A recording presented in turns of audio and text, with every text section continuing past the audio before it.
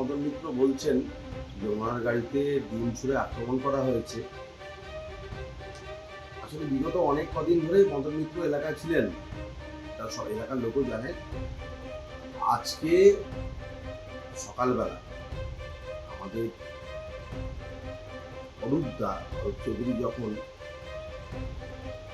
Green line যেখানে parking হয়েছে এবং যেটা অবৈধ জায়গা দখল হয়েছে সেই জায়গায় হানা দেন, তারপরেই একটা কার্বলিক অ্যাসিডের মতো ছড়িয়ে পড়ে, সাপ বেরোতে শুরু করে। হঠাৎ রাত্রিবেলা মদন মিত্র 13 নম্বর ওয়ার্ডে আপ্পার ওখানে ঢোকে এবং সেখানে সাধারণ লোকজন ডিম নিক্ষেপ করে। উনি বলছেন উনি গাড়িতে ছিলেন, এতদিন পরে ঢুকলেন কেন? এর সাথে ভারতীয় জনতা পার্টি কোনো ছেলের কোনো সম্পর্ক নেই।